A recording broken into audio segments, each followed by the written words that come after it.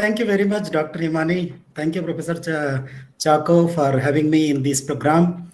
And I congratulate the organizing team for choosing such a wonderful theme, which is very much relevant with the industry and the current needs. So now let me.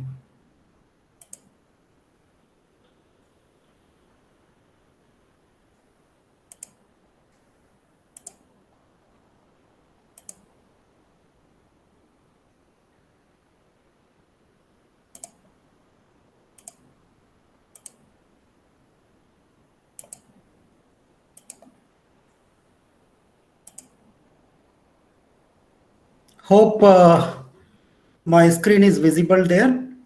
Yes, sir. Visible, sir. Yes, sir. Okay, thank you so much.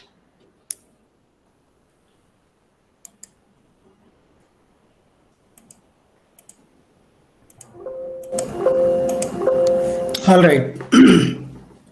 So once again, good afternoon to everyone, all the participants, and thanks to the organizer for having me in this FDP, a good program. Thank you, sir.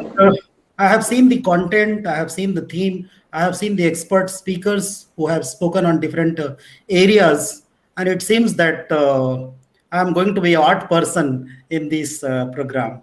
But yeah, this is also a very important topic because these days soft computing is dominating in the advances of science, engineering, and different technologies.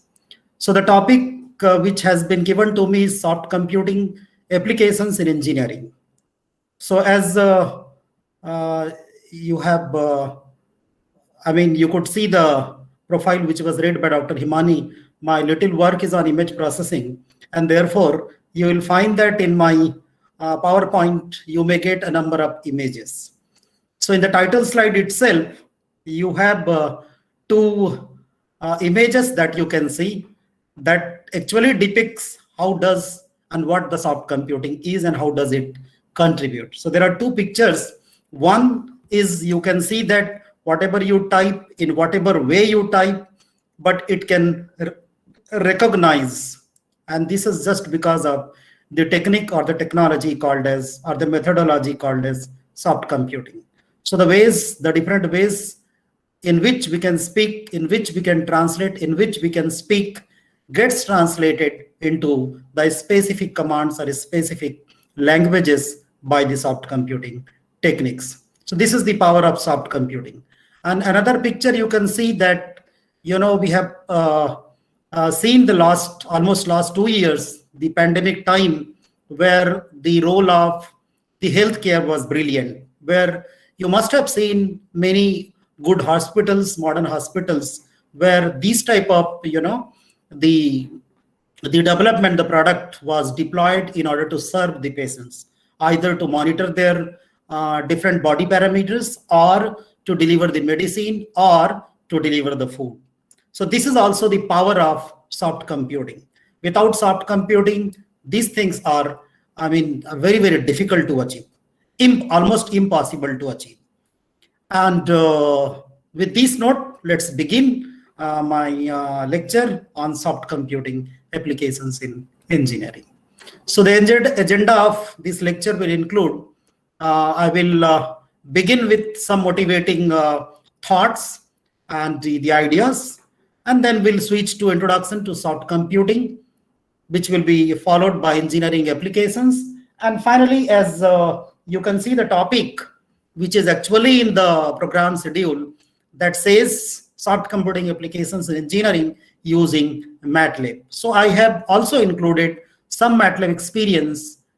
Being a person of image processing, I have included some image processing based simple controls using a Qbot 2e, which is a ground robot. So that will give some the idea that how MATLAB could be of help in implementing soft computing techniques in realizing these kind of applications. But that's one of the simplest example. And let's not limit the topic to only the MATLAB. MATLAB is a programming language.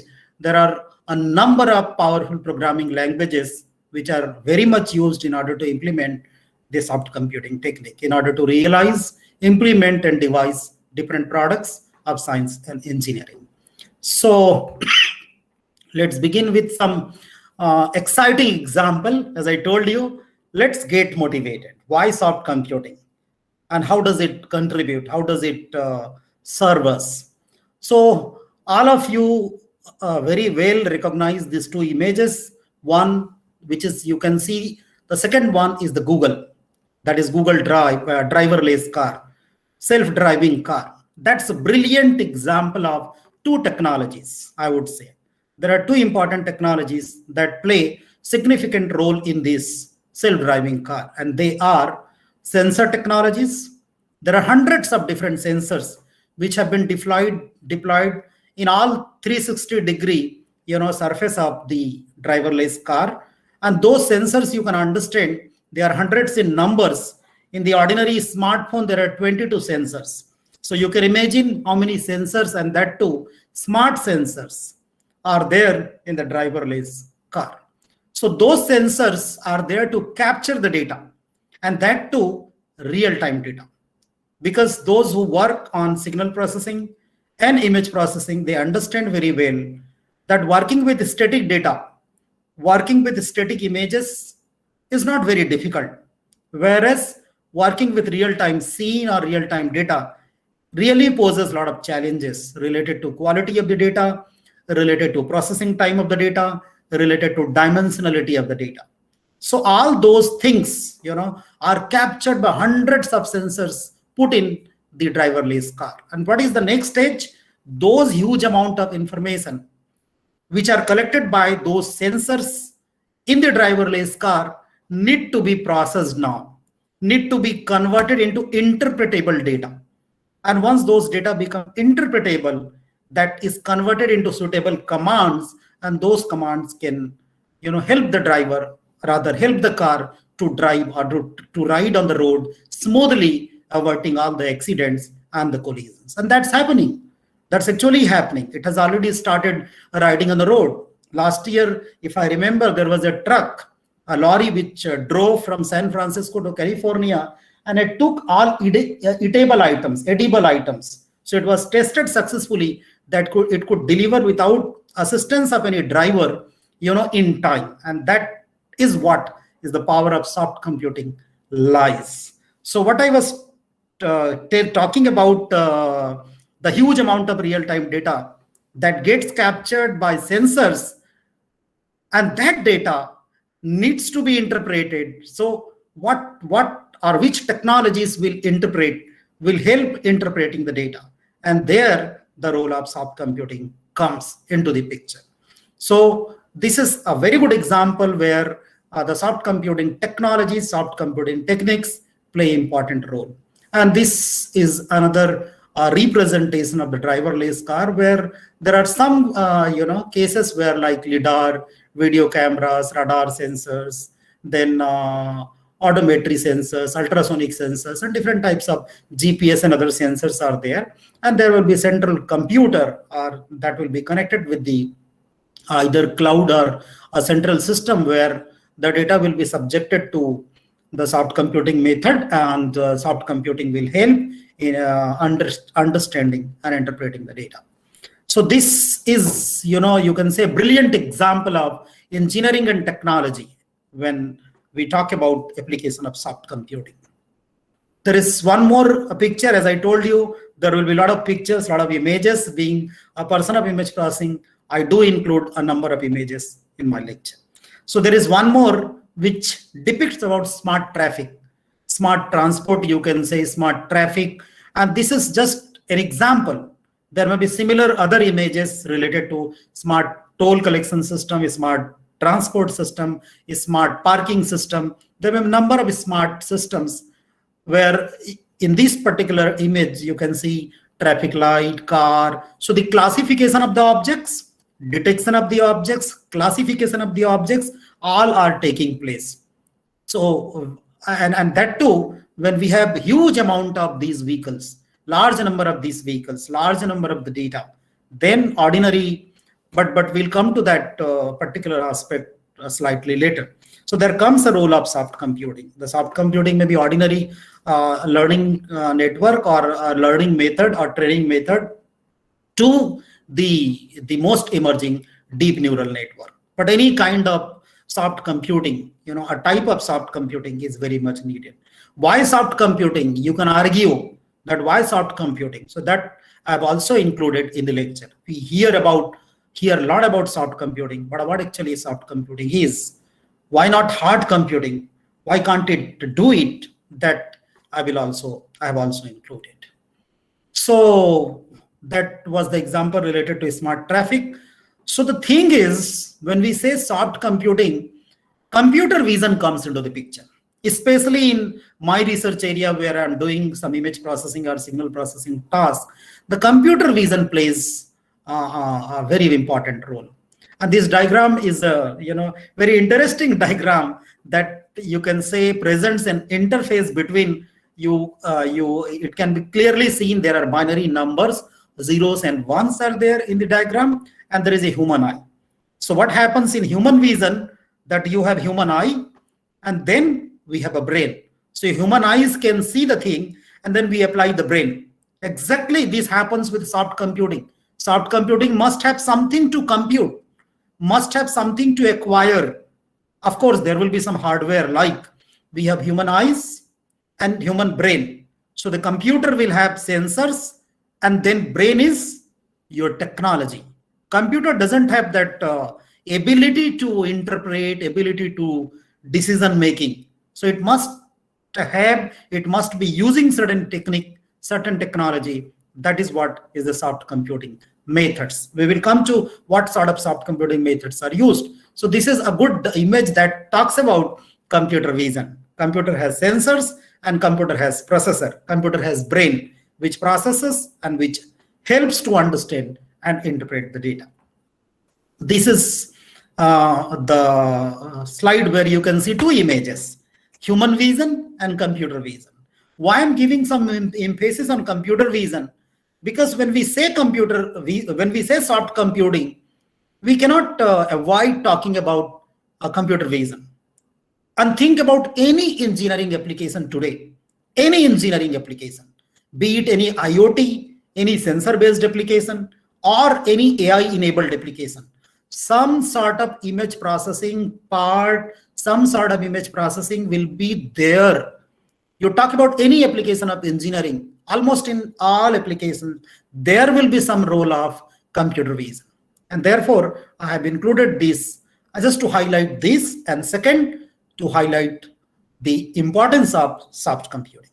So in human vision, you can see that there are eyes, there are brain, I have already explained, and the classification is done by the human brain. But we all do understand that our human brain, its capability is enormous, but the computing is limited. But the power of computation is limited. The capability to think is enormous, but by applying the ability to apply, the ability to compute is limited, and therefore ability to classify is limited. So this is why we simulate, and then the computer mimics like human brain, what we call as AI or other technologies where computer behaves or computer mimics as the human brain or the human. So this is the computer vision where the human eye is replaced by sensor. The computer is replacing your brain. And computer is not a device or not a system that can replace human brain. The methods which are there inside computer, methods which are run inside the computer, that actually makes your computer powerful like human brain. That's as a processor. So another interesting picture. This is the picture where I tell you the soft computing has a huge role to play. Huge role to play. You can see that in both the images, there are two images. And in the second one, both the guys are very popular, known to every one of us, right? And the second one, the first picture where the Nicole is there, whose age is 26, means her age can also be, found, can be estimated. What is her age? What is her sex? And that lady is smiling. And what is more important here is how much is the smile, right? All three faces in these images are all smiling, but what is the amount of smile? That is what is the uncertainty. So when you talk about AI, neural network, fuzzy and genetic algorithm, then you know that in fuzzy domain, that uncertainty is addressed, uncertainty is reduced, uncertainty is resolved. So why it is uncertainty? I hope in drives, control, a lot of things must have been talked about in last 3-4 days, and I believe that some understanding would have been there in all the participants. So uncertainty means some person is smiling. We will definitely talk about fuzzy logic to some extent because we will be introducing soft computing technique. So if there is a smile, how much is the smile? If you say that person is young, how young the person is, it's not clear. I never agree that I'm not young. I always believe that I'm a young person. And a person who is 20 years old, he also says he's young. And I'm 46. I also say I'm young. So both are young. So there is no distinction between the person saying young, right? So how much, the person is young, there needs to be some clarity using certain logic or methodology called as fuzzy logic, right? So that is also addressed. How much percentage of smile, how much percentage of young, how much percentage of hotness, how much percentage of coldness is there, that also has to be decoded by using the technique called as soft computing. Especially the fuzzy method is used in order to decode that particular thing. So this is an interesting picture I found on the continuous improvement, and this is very, very interesting. You can find the citation of this particular quote in many literature that talks about fuzzy logic and the swarm optimization and other soft computing techniques. So how do you improve? It says, well, it's simple to express. It's plain and simple to express. Error, and error again means error, and error again. There will be, repeated errors, but less and less. Errors will be there, but errors will be, will keep on reducing. Will go on reducing. Errors will be there in our improvement process, in our attempts, but the aim is to reduce the error continuously at all different number of iterations, different number of cycles. So that's very interesting. So this is a quote by a philosopher, poet, and mathematician. So very renowned quote. And this is what is done. The error gets reduced, error gets less and less. And which method makes it less and less is the soft computing, is the power of soft computing. So when we are able to optimize our engineering design, we are able to get the optimal design of certain thing, be it in power plant, be it in manufacturing, be it in automation. It's because of this particular concept that there is always continuous improvement. There is always scope of optimization, and that could be achieved by using the technology called as soft computing.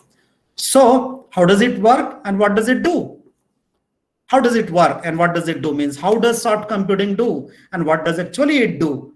So soft computing employs computers for better understanding and interpretation of process and system behavior. As I told you, that process is there, system behavior is there. So process, why we are interpreting and understanding the behavior of the system, we know that whenever there is a system receives certain data as an input, it processes and then it gives certain output. So the process and the behavior or the transfer function, will affect the amount of output or the characteristic of output, that what kind of transfer function is, what is the behavior of system which is being applied to the input. And this understanding or interpretation is done by employing or by using the computers. So by using the computers, which does not mean the plain computers. You can have some sorting, some searching method, some binary sort kind of method, this, that. There are binary, the outcomes. But that's not going to happen in soft computing. There may be a number of outcomes, and we will keep on choosing the optimal outcome. And therefore, better understanding, better interpretation of data, better understanding of process, better characterization of the behavior, better interpretation of behavior of a system, we use the computers in soft computing method. The next point is ability to use imprecise. This is the most important thing related to soft computing role. Soft computing technique has ability to use imprecise and uncertain content. That is the the most beautiful thing about the contribution of soft computing. Ability to use imprecise, the data which is imprecise, the information which is imprecise, and there is some uncertainty involved. There is some amount of uncertainty involved in the content, in the information, and that problem gets addressed by the technique, and therefore it has ability. Integration of knowledge over multiple disciplines. We talk about artificial intelligence, AI, right? So whenever we talk about AI, artificial intelligence, you know it very well. There is a knowledge acquisition. There is a knowledge representation. Everything gets attempted, gets implemented, gets solved by using certain kind of knowledge representation which the system has. So how is knowledge representation done? Using the technique called as artificial intelligence. Some intelligence is exhibited, is represented by the system by acquiring suitable amount of knowledge. Of course, again, we have to go down how the knowledge is acquired, then some level of training or learning takes place. So we'll slightly go to those things. So the multiple discipline is very important. So I'll give one example in my lecture in next slides, that the knowledge is integrated and the knowledge is utilized over multiple disciplines, and therefore this is not very much restricted now or limited to computer science. If someone claims these days that no, soft computing is a computer science discipline, no, not at all. Soft computing is a common discipline. Soft computing is an interdisciplinary area or a multi that serves the multidisciplinary applications and fields.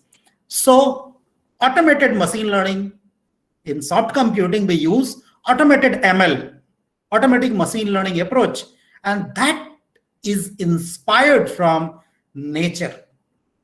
Nature means neuroscience, genetics, behavioral science. That is inspired. So when we talk about neuroscience, means how does our natural neural network work? We have the ability to perceive, we have the ability to understand, we have ability for decision making.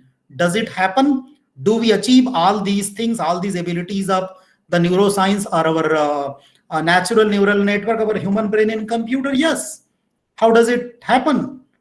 How it becomes possible? Because using machine learning. And that machine learning is inspired by, is evolved by utilizing the concept of the genetics, behavioral science, and the neuroscience. And again here the multidisciplinary comes into the picture. We develop models for optimizing the system performance with inherent system or process constraints. Despite there are inherent system constraints, despite there are limitations in the processes, despite there are limitations in the systems where we are working, but still there is a scope. Always there is a scope for improvement. Always there remains a scope to optimize by using the technique. What is soft computing? Therefore, I have given the heading here. How does it work? What does it do?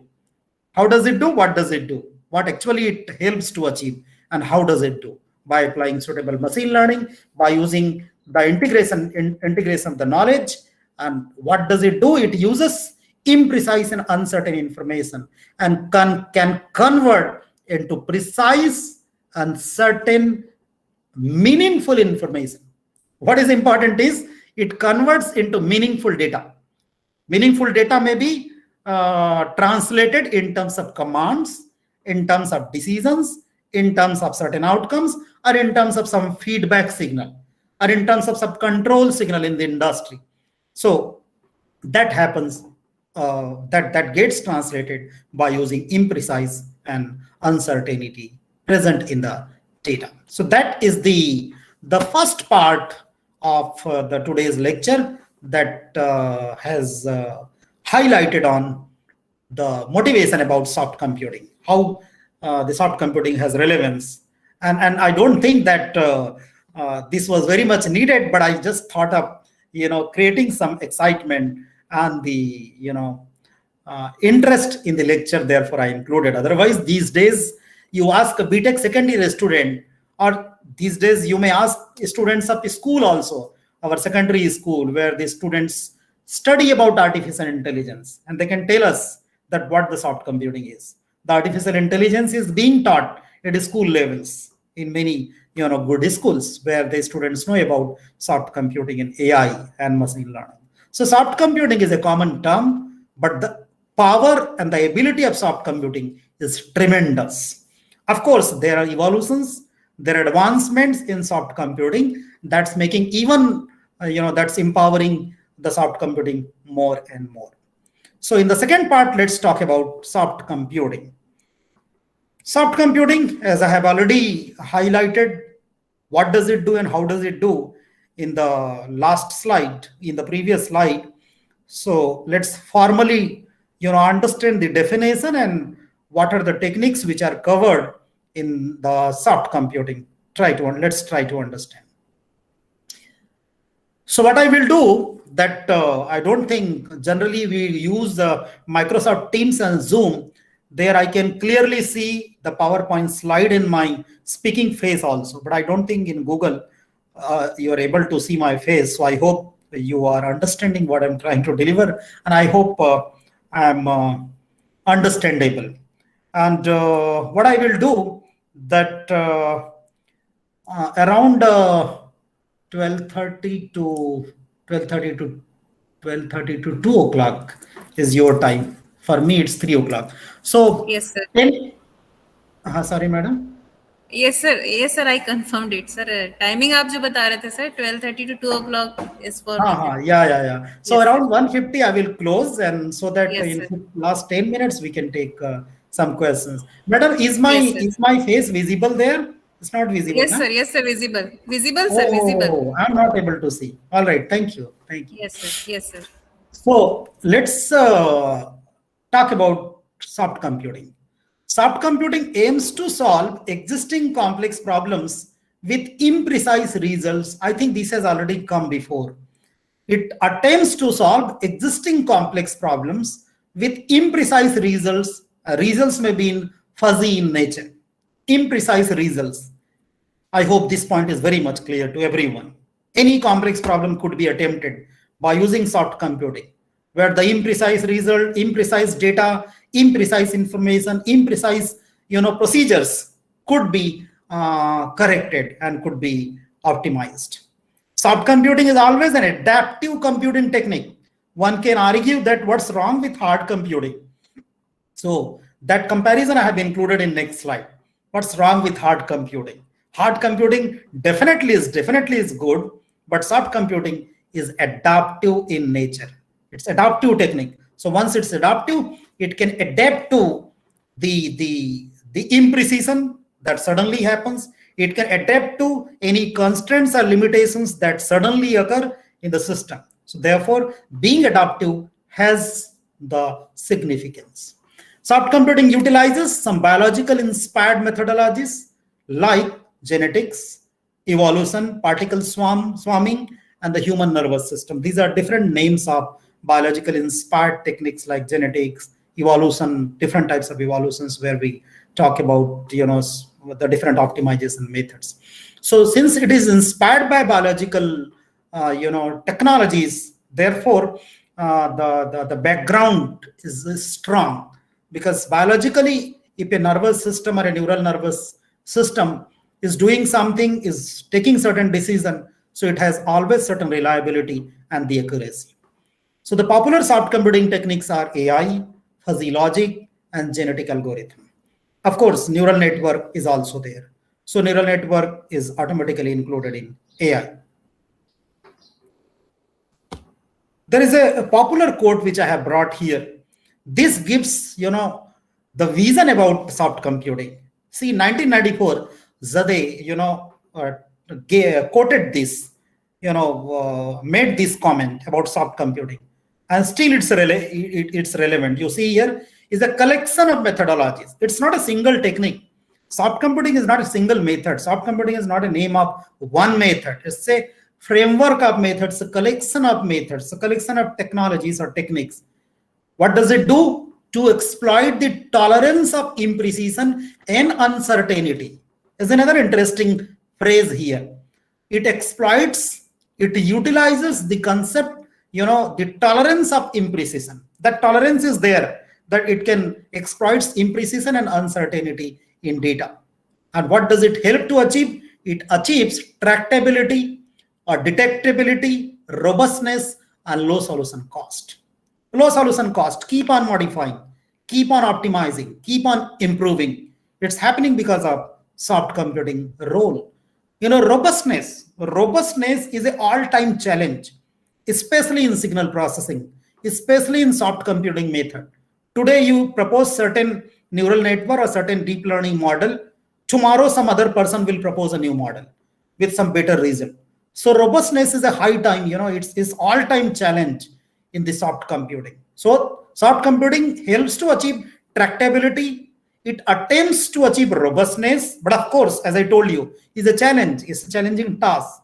You claim it to be robust, but again, there would be something better tomorrow. Next one or next minute, there may be something better. And it also helps to provide low solution cost. This is actually the powerful definition of soft computing, and that helps in transforming or realizing different industrial and engineering applications of soft computing. So what are the principal constituents or components? I have already named these in my previous slide, like fuzzy logic, neurocomputing, and probabilistic reasoning. Probabilistic reasoning is not a broad name. It's one method of representing, one method of representation under AI. There are other methods by which you can represent your knowledge and the information. So soft computing plays increasingly important role in many application areas. You all know it very well. You talk about any area. Sorry, you talk about any area today. Soft computing has a role to play. So the role model of soft computing is the human mind, because we have been for last 35 minutes, making this point that it has been inspired by biological nervous system. So the role model for soft computing is a human mind. And the entire theory of Zadeh, with fuzzy logic introduction, started with this concept as well. There is another important quote. This is also very, very popular in the area of soft computing. I will not be discussing the soft computing methods in very detail. Artificial intelligence can be talked in 10 lectures, can be talked in one lecture, can be talked in 20 minutes as well. So depending on what scope we want to cover. Similarly, neural network is a limitless topic. Therefore, I will be just exposing the participants to the technique and their importance. So soft computing is not precisely defined. This is what is the quote in quantum psychology, Wilson writes. This is not precisely defined, that consists of distinct concepts and techniques that aim to overcome the difficulties encountered in real world problems. And this is the beauty of soft computing. There are difficulties, there are challenges, there are problems in real world data, in real world applications, in real world scenario. And we always aim at overcoming those challenges and the difficulties. And this is facilitated by the tool as a soft computing. So these problems result from the fact that our world, why there are problems, why there are difficulties arise in the real world problems, is because our world seems to be imprecise. This is his quote, I'm not saying, right? The world seems to be imprecise, uncertain, and difficult to categorize. And this is true to large extent. It's imprecise. Talk about any real world situation, real world scenario or a problem. Uncertainty is always there. Categorization or classification is always very difficult. So these things are attempted by the soft computing, what is quoted by the Wilson in quantum psychology. So the soft computing attempts to mimic. This is the statement that is derived on the basis of when we say that soft computing is computing is inspired by biological system. So it attempts to mimic natural creatures. Soft computing helps to mimic a system, helps the system to mimic as the natural creatures like plants, animals, human beings, which are soft, flexible, adaptive, and clever. There are different, creatures of having different nature. Some are flexible, some are not flexible, some are soft, some are adaptive, some are not adaptive, some are less adaptive, some are more adaptive, some are less clever, some are more clever. So clever, intelligent creatures, and the system behaves, or the computer behaves like the intelligent human being, like the clever human being, like the clever animal, like the soft plant. This is how the soft computing assists in mimicking or representing like the creatures. So it's a family of problem solving methods. It's a group of problem solving methods. Soft computing is a family of, it's not a one method, it's a family of problem solving methods that is analogous to biological reasoning and problem solving. Sometimes we refer, there is another term, cognitive computing. There is a term cognitive computing. This has got much relevance in my research area where I'm currently working with. Cognitive computing. I'm working currently on cognitive science that I'll be talking about in the engineering application. I'll be giving some emphasis because that's my work. I want to let you know about that work to some extent. So cognitive computing, where there is a role of cognitive science, there is a role of cognitive ability, there is a role of cognitive understanding. So computing is there, but with the understanding, with the decision making, with interpretation capability, not simple computation, but computation with cognitive ability, computation with cognitive assessment, computation with cognitive, aspect of understanding the content or the data. So therefore, sometimes we call this problem solving method or problem solving approaches cognitive computing in place of soft computing. So the term uncertainty is coming again and again. Uncertainty. The uncertainty, it has, two roles to play, or in two ways we can understand. In the objective perspective, the uncertainty of world and limited capabilities of our senses. That's the objective function of addressing uncertainty. That the world is uncertain, the problems in the world are uncertain, and our senses which we acquire. I have explained about human vision versus computer vision. So we have capabilities, we have different sensors, sensing organs which have certain capabilities, but that capabilities are limited.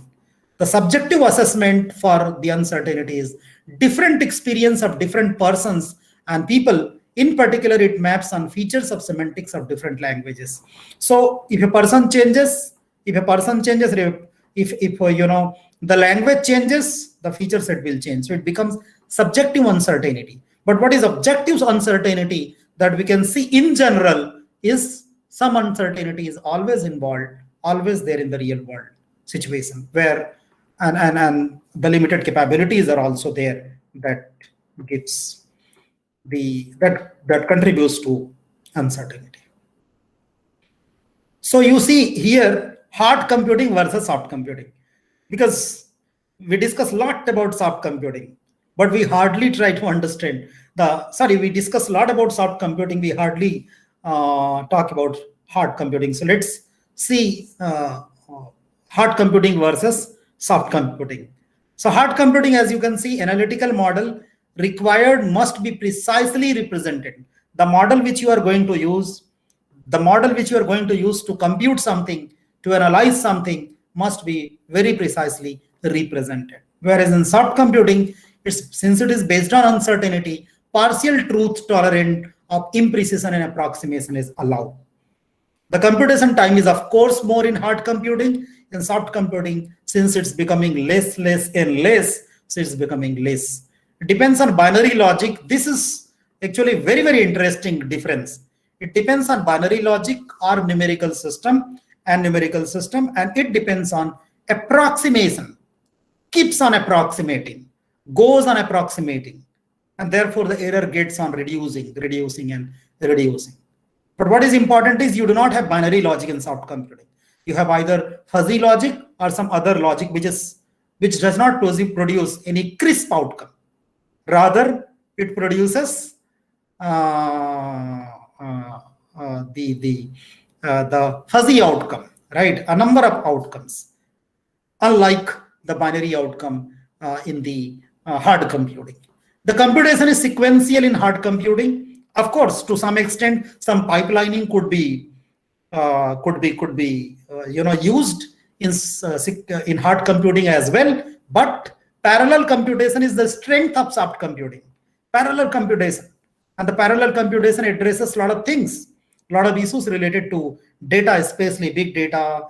The processing time. You can handle these bigger issues which are related to data processing time, communication time, and all that. So the parallel computation is also the most significant feature or the characteristic of soft computing.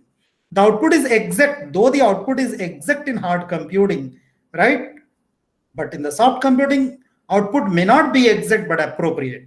The most appropriate output is produced as the outcome by a lot of approximation processes. So therefore, it uses certain approximation theory, approximation methods, and then keeps on going, keeps on moving, keeps on working until we get certain appropriate output that is acceptable to the application which we are, the desired application where we are using the technique. There is some example like traditional methods of computing using personal computer. You are using certain binary sort kind of method, binary searching kind of method using your computer. That is one example. Neural network, there are many methods under soft computing. So neural network is one example of soft computing where the neural network has the ability to adapt, ability to adjust, ability to modify, ability to decision making, and many more abilities are there in the neural network. And that ability is actually there in our natural neural network. And what is our natural neural network is the brain. But you can't apply brain in solving, and addressing huge amount of uncertainty and huge amount of data which are present in the real world scenario and the real world problems.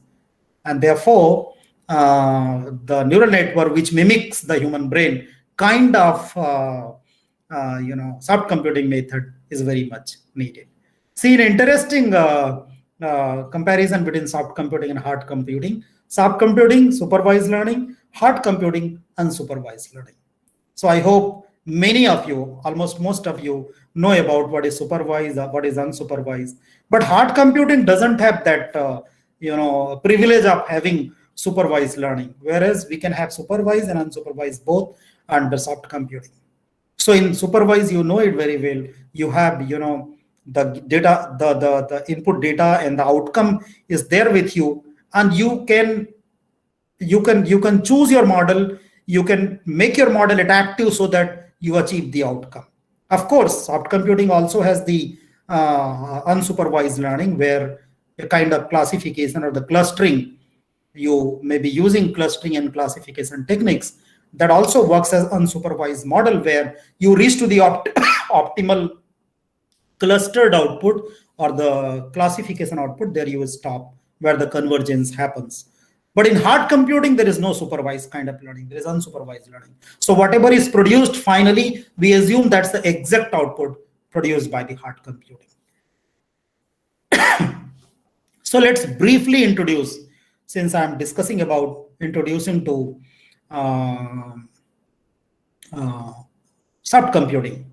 So I'm talking about fuzzy again and again. So it was introduced by Zadeh in 1965.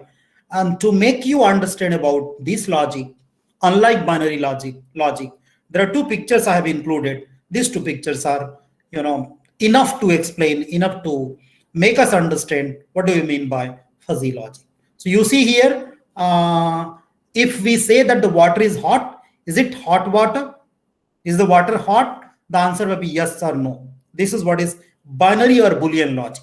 But you can say it's hot, very much, little hot, lukewarm, very less, and you may have 10 other, 100 other answers under this category. Is very much with 0.93. It's very much hot with 0.73. That what 0.73, 0.9 is what is called as membership functions, since I'm not covering into the details of fuzzy logic. So what we define in fuzzy logic, that degree of association is defined by membership function. How much, as I was telling you, I'm young. How young am I? How young I am? If you define all those persons who are in the age group from 20 to 45 are young, then you define some membership function, 20 to 45. So you can say the person whose age is say around 35, right? You can say his membership function will be around 0.5. I mean, you can apply a rule, you can exactly calculate what membership function will be there for 35, a person having 35. So you cannot make a vague statement, the person is young, the water is hot. How much hot it is, that is very important. And this particular concept was introduced and is being used in almost all engineering science domain problems and applications, what we call as a fuzzy logic. It's a very, very useful logic that addresses, that helps to overcome the challenge related to uncertainty. You see here, if you say warm, if you say hot, if you say cold, define something. But if you say, suppose if you say warm, it's warm, how much warm it is again. If it is hot, how much hot it is. You can define the membership functions right from 0 to 1. You can have many, many values between 0 and 1. So any reply, any outcome may be associated with certain membership function. 0.4. So you can understand the maximum temperature of water is say 100 degrees centigrade or 50 degrees centigrade. And the minimum hot water temperature is say 20 degrees centigrade. So 20 to 50, there are 30 values. So you can divide 30 values by say 10 or 20, and accordingly you can define your membership function. Say for each 3 degrees centigrade, you define 0.1. So 0.1 will be your 20 plus 3 means 23 degrees centigrade. I hope I'm able to explain. And many of you, I know this is not, it's not true that we are not exposed to these soft computing methods, almost all. And I think all of us, the faculty members who are attending, so and many of you might be teaching these courses and applying into your different courses. So see, there is one example. Automatic speed controller. Say when we use this logic, automatic speed controller, there are 3 diagrams you understand. So what are the inputs? The input values are, variables are speed, acceleration, distance. Distance to means destination. We are driving. So what are our inputs? We can change our speed, we can accelerate, and accordingly the distance will change. What is output? Power. Power is being taken by the engine. This is just a definition, a simple example. So see here, you can define, you can give the membership values. You can assign values to speed like too slow, slow, optimum, fast, too fast. Similarly, for acceleration, deaccelerating, going back, constant, then again decreasing or accelerating. Similarly, for distance, very close, close, and the distance is increasing now. Like this, you can define, and then you can use certain rules, which are fuzzy rules, which are used in fuzzy inference system. Like the first rule is, if the speed is too slow, I mean that I have attempted to highlight also, like see here, the red color you can see clearly. Too slow, decelerating, and very close. So if you see the first rule, if the speed is too slow, the acceleration is almost decelerating like, then increase the power greatly. I hope you all understand. Then power requirement increases. If the speed is slow, the acceleration is decreasing, then the increase power slightly. You can have 100 other rules. I'm just trying to tell you, these are the rules which can be trained in the machine by using different logics. And those mathematical logics could be trained by using any suitable method, and that method will act like it will give the outcomes and the multiple outcomes. So if the distance is close, then decrease power slightly. So these are the different rules, and you can have many other rules in the implementations. You can have fuzzy rules. And then talking about steps, how many major steps are there? Fuzzification. First of all, you have to define certain membership values and membership functions. Then you have to apply rules, you have to write rules, you have to devise rules, and you have to apply the rules. And then finally, defuzzification, combining all fuzzing actions and applying the rules. You have come to the outcome stage, then finally combining and then getting defuzzified as the some form of some kind of crisp output, because the natural output will be always crisp output for us. We understand that this is the output we are obtaining in any system. So output will be like a crisp output for us, but actually the outputs are fuzzy outputs. So that talked about fuzzy logic. The next one is neural network. Neural network is a most commonly method under soft computing. So I thought of avoiding these 2-3 slides, but yeah, I thought that let's include to complete the PowerPoint structure. So you know that a neural network is something that makes your computer, that makes your system mimic like human brain. And believe me that there are research that all of our human brain consists of billions of neurons, which are the smallest elements, cells, which are all interconnected.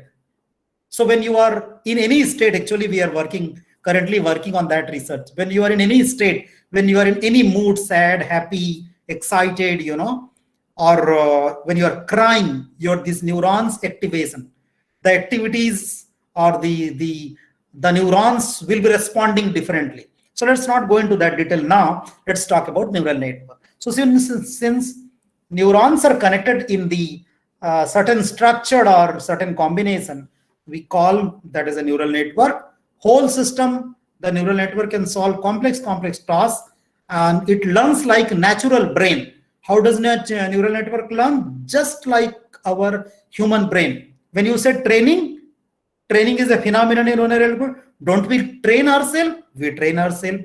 Learning is the phenomenon, you say. Don't we learn? We always learn ourselves. Do we use supervised and unsupervised learning for our human brain? Yes. When I was kid, when you all were kid, everything was not taught by your parents or a teacher. You went outside, you learned many things from the nature, in the environment.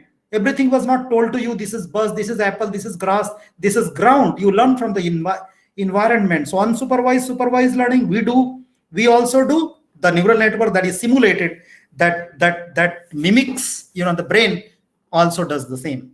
So therefore, these things are important to know. So thought of including. So the examples of neural network, huge number of examples, numerous examples. You can recognize images, visual content, speech.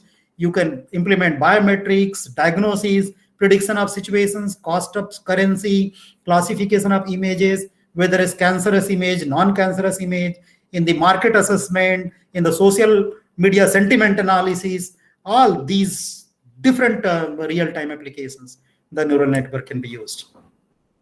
So you all know that neural network has input layer, output layer, number of hidden layers. More is the number of hidden layers, more is the computation associated. So that gets stuck. So when you use more number of hidden layers, it will take a lot of time. Your machine will be simply, will be stuck, and you'll not be getting any output. So what is the way out? Is the deep learning, the way we implement the deep learning method. Then it addresses the computation, but of course it requires a lot of other, the processing power and all that is other issues. So the most emerging method under neural network currently being used in almost all applications is the deep neural network. So the basis of deep neural network is neural network, genetic algorithm. It's all the problem is solved, which is described a vector of features. You get the data, convert the data in terms of features, and those features can be used to solve, can be used to estimate the error can, the process of birth and selection of vector, like the gene structure is there, keep on optimizing, keep on improving, like that. So you know about the genetic algorithm, I believe. Examples are finding optimal path, finding configuration of robot, optimal cutting. Let's give one example of my research area. When we capture the EEG signal means brain signal. We wear a cap-like structure for capturing the data, and the EEG capturing cap has a number of electrodes. So you are getting data from number of electrodes, number of sensors. So which are the sensors which are providing optimal data is the channel selection, and then enormous number of features are extracted from the data. So which features are more appropriate is the feature selection. So how do we do that? How do we select appropriate features? How do we select appropriate channel? This is what I'm trying to tell you. Genetic algorithm sort of optimization method can be used. Like there is a method like TLBO method is being used by my scholar, teacher learner based optimization method has been used in her recent 2 works which were published in IEEE Sensor Journal. So that's also one example of method, teacher learner based optimization, TLBO. So what are the important salient features? Construction of genome, generation of initial population with which we begin, evaluation of individuals, selection of individuals based on certain criteria, generation of new individuals by using the popular processes, mutation and crossover, repetition of processes, generation, evaluation and selection, and the termination of process that is based on maximum generation number and or using certain performance metric. We can also use in soft computing some combination of these methods, like GA can be combined with artificial neural network, GA can be combined with artificial neural network, fuzzy inference system. It can be combined with other classifiers like SVM. Selection of most important system features from a pool that plays an important role. How do we select the appropriate features? By using either a particular soft computing method or using a combination or hybrid methods. We can do that. The selection of most important sensors, I was telling about this concept in my application, that which are the appropriate sensors that are providing the relevant data, like in the context of online condition monitoring and the diagnostic process, where you are having fusion of lot of sensory data. So which are the sensors that are providing more appropriate data, can be fused, can be combined. Otherwise, if you fuse all the data together, then unnecessarily there will be burden of the system in terms of storage and in terms of processing time. The next is probabilistic reasoning. As I told you, this is one of the methods used in artificial intelligence, where the uncertainty is addressed by fuzzy. Uncertainty is also addressed by this method, where the representation of uncertainty is associated, rather described by using probability values. And the relation between different events, like this event is happening, this is not happening, this bit is happening, this bit is not happening, that device is on, that device is not on, error is on the device 1 or device 2 or device 3. You can assign different probabilities to different events and activities. Say, for example, XNOP system may be described as a graph of state, like there are different states with the different probability values. And the applications may be recognition of speech, navigation of mobile robot. You can implement path planning, appropriate path planning of mobile robot, in which direction the robot now has to move. So based on the probability and based on the obstacles which it can find on the way, you can provide the navigation and proper path planning to the robot. That's one application. So probability deals with the unknown entity. Why do we assign? In order to represent or express the unknown entities, we assign probabilities. Fuzziness is own property of any entity, like any object, concept or property. The fuzzy probability, or we can also say fuzzy probability or probability of fuzziness. The probability may be used for simulation of fuzziness. So there may be different combinations between, we can also say it's a relation between being fuzzy and the probability theory. This is another hybrid approach called as neuro-fuzzy system. It combines the advantages of both fuzzy logic and the ANN, where this is just an example to highlight where neural network is playing role. So where the fuzzy rules can be used, to the outcome of neural network, or we can directly go to the fuzzy system and get the output, or we can have certain combinations. It means we can use ANN for adopting the membership functions of fuzzy learning and the rule base to the training the data. So both can be done in the hybrid approaches, using the hybrid approaches. So that is the second part where I have tried to introduce rather about the soft computing, just to give an exposure, right? The soft computing. Now talking about engineering applications. So in this, I will, as I started in the beginning, giving some exciting examples. So I have also included some exciting examples here, and then finally, quickly, I will be concluding by some MATLAB experience with the QBot, which I have worked with, like image processing based control systems. So the applications are, what are the major applications of soft computing with regard to industry or engineering problems? It controls motors. Means there is one example. Controls can be provided to the motors automatically. Power plants can be controlled intelligently. When we say intelligent, you must have heard intelligent, smart. So smart is a term. Smart means something is AI empowered, artificial intelligence empowered. So power plants can be controlled intelligently using AI. Soft computing techniques can be used to solve biomedical problems like different diagnosis, the monitoring, treatment, talking about telemedicine these days, remote healthcare, right? Diagnosis of the different patients using remote healthcare telemedicine. So the role of soft computing and the ICT technologies will be of very much significance.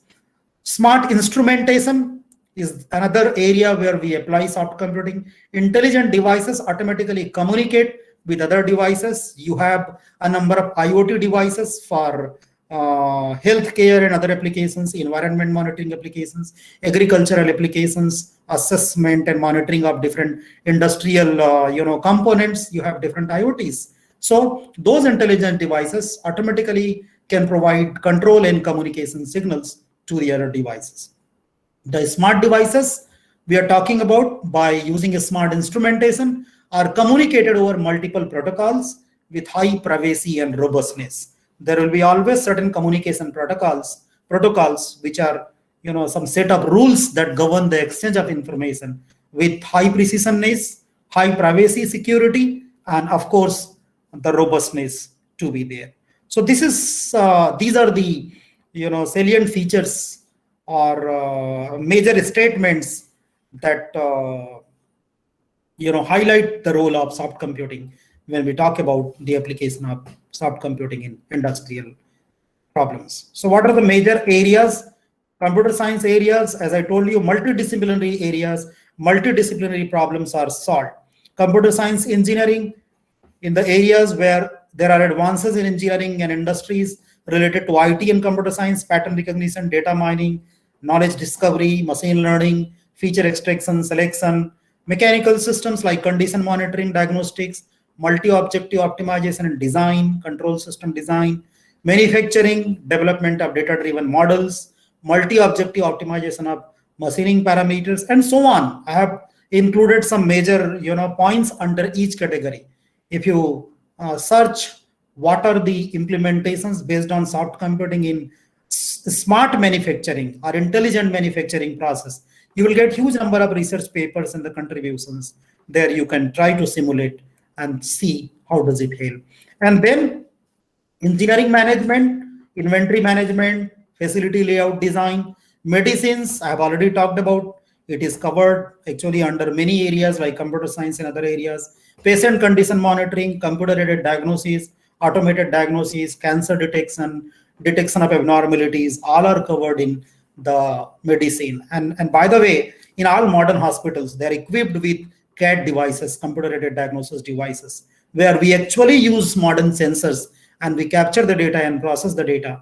And these days, those algorithms are there in those CAD devices where the doctors are less to do, and they're taking help of technologies and diagnosing the patients and coming with the conclusions that the patient is in the early stage of cancer or the advanced stage of cancer or some other outcome. Then social sciences, a lot of applications, and then business, market analysis, forecasting, huge number of applications of soft computing. The business may be, the industry may be travel industry, any kind of business, any kind of engineering applications where soft computing is of huge use.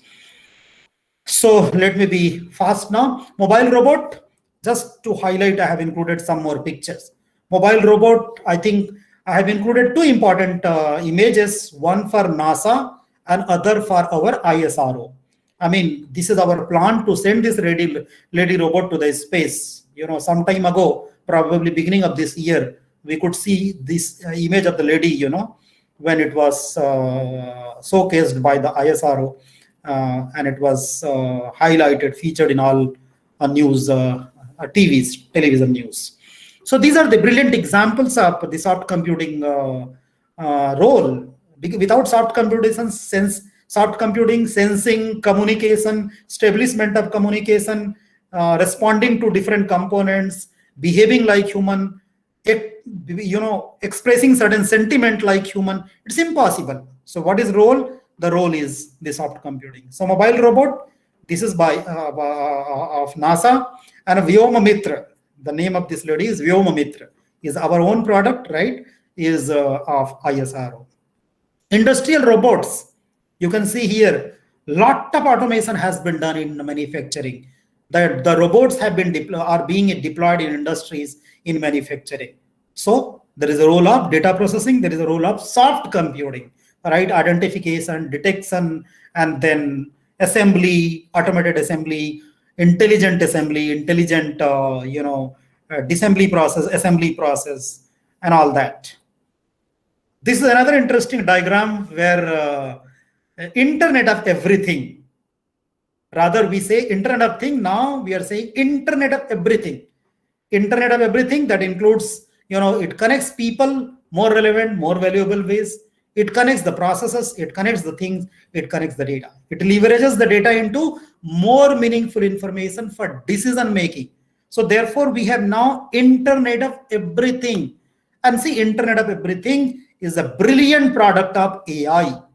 When you talk about, a kind of Alexa kind of device, when you ask Alexa to sing a song, to sing a Bollywood song or Tollywood or Hollywood song, it sings a song for you, right? So that capability is there.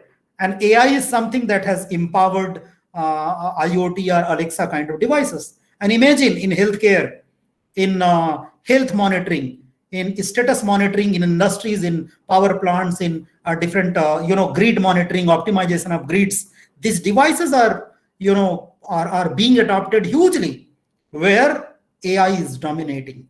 And when we say AI, based techniques are dominating, soft computing is providing the power. Internet of Things for healthcare. We're talking about telemedicine, right? Remote healthcare is the bigger industry, very, very big, huge industry, right? The world is world requires this industry, right? Because we have a lot of problems all across the world. So healthcare is a huge industry where the IoTs are used. Internet of medical things we talk about. Internet of medical things, right? You see this diagram is clear. I will send this PDF of the PowerPoint once my presentation is done. So therefore, I have included these exciting examples. Patient can be connected. Wearable devices are connected. So you can monitor, you can take the data, and accordingly decision can be made because IoT cloud is connected. It goes to data storage, it goes to analysis, then it can generate the command to hospital, ambulance, or whatever, right? Ambulance can be called to assist the patient. The doctor can be connected to the patient. The doctor can, can review and comment on that what assistance is immediately required to the patient. So Internet of medical things is coming connected to the cloud. Smart transport, I have already talked about. Smart agriculture. is going to be, is actually being used in many countries. Like, you can see a number of YouTube lectures where IoTs are used in modern agriculture and smart agriculture by a number of few of countries, where assessment of soil, assessment of crop quality, crop yield analysis, and how much water is required, what kind of fertility is required. All these monitoring, conditioning are being done by using the smart devices. Smart energy management, I think it is very close to the theme which you have chosen. I feel that I'm an odd man in this particular FD, but I have attempted to just expose yourself to the soft computing and its importance to provide solutions to different engineering problems. So you see here, thermal power plant or wind generator or any kind of ecological vehicle or cities, all can be connected to the smart grid, and the management of energy can be done. Internet of battlefield things, right? You see weapons, vehicles, sensors, wearable devices. I think this diagram itself depicts everything. Internet of battlefield things. It's not only Internet of things, but Internet of battlefield things. They are also the soft computing, some AI-based devices, which are empowering the wearable devices and sensors in different deployments, assist the army or the military, the defense sector to great extent. A smart city, you can think about a smart environment. We can think about a smart, water quality assessment. But let's think about a smart city. Smart city connects everything: smart factory, smart transport, smart highway, smart hospital, smart environment monitoring, and so on. All this, the things, the hospitals, the industries, the different households, the hospitals and the highways, a number of other things can be connected to the cloud. And then through soft computing, there can be control, there can be monitoring, there can be assessment of the quality. Think about, the assessment of air quality, which is being done in different cities. There are some small IoT devices are deployed here and there, and we are getting the data every day that this area, the AQI is this, that area AQI is this. So that kind of implementation and using soft computing empowers the kind of implementation like smart city. And then comes cognitive science application. I'm sorry, I thought of giving more time to this area, because this is the area where I'm doing some research in cognitive science. And as I told you, cognitive science is a multidisciplinary area. It does not only cover computer science, but it covers philosophy, psychology, linguistics, anthropology, neuroscience, and AI. So when you say anthropology, how a human society behaves, what are different cultures. When we talk about psychology, it studies the behavior and the mind of person. All these are included in the cognitive science application. BCI, I will not spend time now because we have another 15 minutes only. BCI is the brain-computer interface. I was talking about EEG signal recording. You record the EEG signals by wearing a cap-like structure. There are a number of electrodes which are there in the hat-like or cap-like structure. You take the EEG data. The data is not directly processed in the soft computing using any soft computing method. When we talk about Aadhaar or any biometric, you use a smartphone, you may be thinking that when you bought a smartphone, you put your fingerprint. Next time when you test, it always matches with the images. No, it doesn't match. There are some template representations, and that representations take place by using certain suitable features. So I talked about fingerprint, ridges and valleys. Some curves are there on a fingertip. They are equivalently represented into minutia. Similarly, in all data, feature extraction takes place, and those features may be huge in number. So suitable feature selection method can be used, and then classification using suitable classifier can be achieved. And after classifying the features, you can generate either suitable command that can operate, that can help running the the devices, certain robotic arms, and so on. That is the area which is called as BCI. It's a broad area. So cognitive abilities of human brain can be assessed by using EEG signal. There is a lot of research going on, and it covers attention ability, ability to planning, ability to retention, and all that. Why does it happen? This is interesting diagram because we are talking about inspired by neuroscience, inspired by neuroscience. You see, this is the structure of our brain. Parietal lobe, there are different lobes. You see parietal lobe. Parietal lobe is associated with speech and taste. Occipital lobe, it is associated with vision. Temporal lobe, associated with smell, hearing, auditory association. Frontal lobe, motor cortex, speech. So you see here in our brain structure, there are different lobes, different parts, and the different activities are associated with the different parts. Like in frontal lobe, motor cortex. What is motor cortex? When there is a blinking of my eyes, when I'm moving my eyes, moving my hands, moving my body, is controlled by my brain. Until brain gives you command, you can't move your hand. Until brain gives you command, you can't move your eyes, you can't blink your eyes. It's all controlled by your brain. So which part is responsible? This frontal lobe is responsible. So in order to understand soft computing, and in order to say that soft computing exploits, or soft computing is inspired by the concept of neuroscience, this diagram is very exciting and interesting diagram to make us understand, to make us encourage that wow, the soft computing has all these capabilities what the human brain have. Because soft computings empower, soft computings make the computer make the system mimic like this human brain, and therefore the soft computing empowers the systems like as intelligent as human being. This is where some feedback signal is also generated, or you can assist to the person who is handicapped, or you can run the robot and so on. You can also generate feedback signal. There are a number of treatment methods which are used in modern hospitals.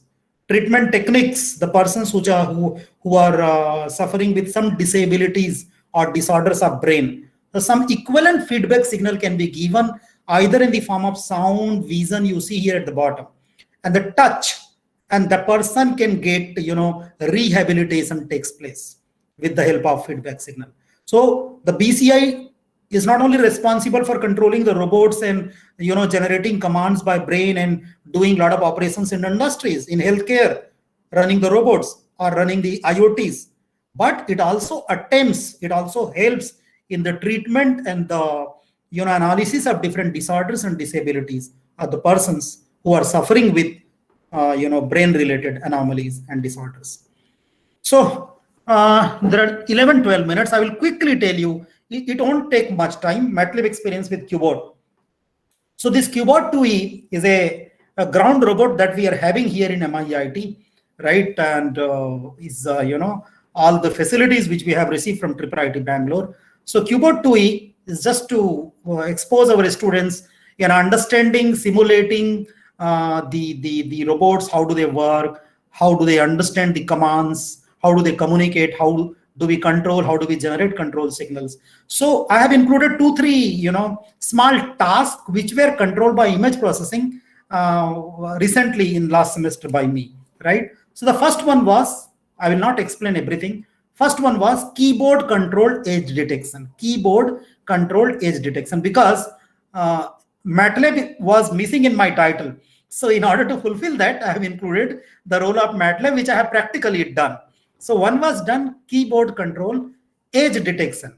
Whatever data was captured by the robot Cubot 2E, that was detecting the edges also. What were the two major objectives? To control the keyboard using any keys of the keyboard, and to detect the edges, and to detect the edge, any method we can use using the MATLAB Simulink. Any method, that is any standard method of then we need to initialize the hardware. All the descriptions I have included, because we are running out of time, so I will skip the discussion and I will provide you the PowerPoint. So certain initialization is required. This is the complete hardware initialization diagram using MATLAB Simulink, and then these are the parameters for that hardware in loop write command, read command. Then video 3D capture, you can see here RGB capturing was done. The dimension was 640 by 480, and the unsigned integer data was there. So this is a MATLAB function which we implemented for kinematics, and the different diagrams are there. This was the simple code written in MATLAB just to drive the kinematics. You can see here the velocity and that is depending on the, we are calculating omega also, that is rotation as well as the speed.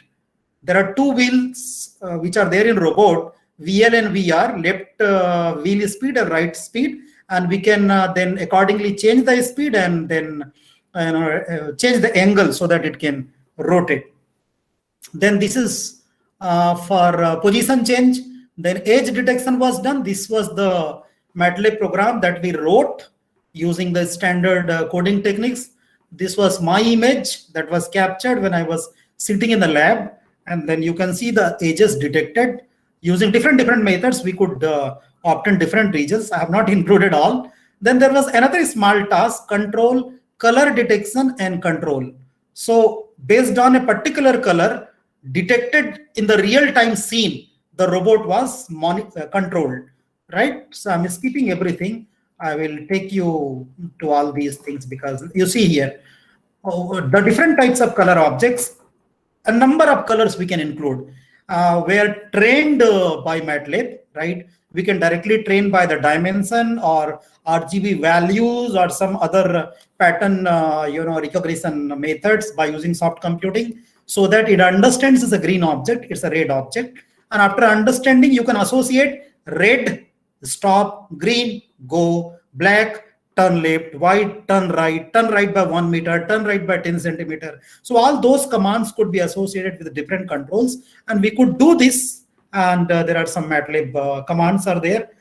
You can see later. Those who are having keyboard can definitely practice all these commands which were, already running.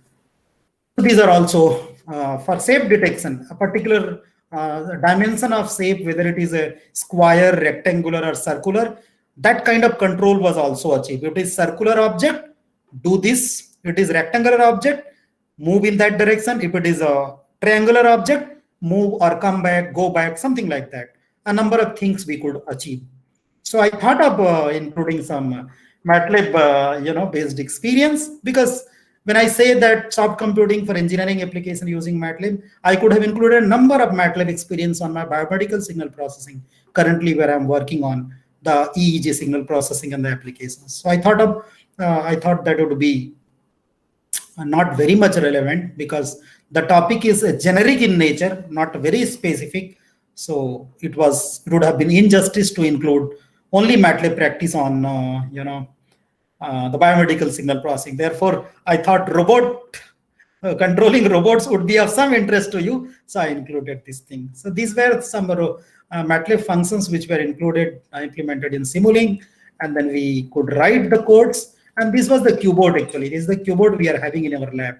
We are having a number of different types of robots in our laboratory. I'm not in charge of robot, and this is not my area, by the way. Since I wanted to do something based on image processing, I went there and I tried to explore, and I could do a small task using MATLAB. So what I can say is the topic is soft computing application in engineering problem using MATLAB. So soft computing has a power. Soft computing has an ability. I tried to exploit. How did I exploit? How could I do it? Using MATLAB. So you can say, therefore, this is a appropriate example of using soft computing and controlling the hardware and writing the code using the MATLAB. Therefore, I included. So let me conclude. Sorry. The soft computing techniques keep on upgrading and modifying, keep on changing. When you say any kind of method under soft computing, every day you will find a researcher who will be, writing or contributing a new method of neural network, new method of, the probabilistic learning or probabilistic representation, new method of other kind of soft computing method. That's a fact. But yeah, we have to, those who are doing research, suppose you want to implement certain soft computing technique for your real-time problem, you have to precisely choose a soft computing method. Otherwise, you're using a soft computing method that is giving you, not the optimal result. There is no use of using soft computing. So when you use the soft computing method, it is always advisable to research about the soft computing methods used for that specific method. Choose the optimal one based on the performance metrics which were resulted better by that particular method. Robustness, as I told you, is all-time challenge. So robustness needs to be always investigated in the soft computing method. The framework of methods and the robust performance evaluation metrics are needed. The framework of methods always has to be proposed so that it can cater the needs of a lot of applications similar in nature. The performance evaluation matrix, the performance evaluation parameters need to be robust so that the metrics could assist us in choosing the optimal method for suitable engineering applications. So I think this is where I can stop, and with my always concluding equation equals mc square. So when I will give this PowerPoint, those who are excited about knowing about this equation, they can read and understand this, and they can come back to me for some discussion if they want to have. So thank you so much once again. As I promised, I finished. I think we have another 5 minutes for question answer, or if you have some more time, we can still do that. Thank you. Thank you very much, sir, for delivering very informative session about soft computing and image processing and control, sir. Dear participants, if you have any question, you can please ask. From sir is here. You can feel free to ask.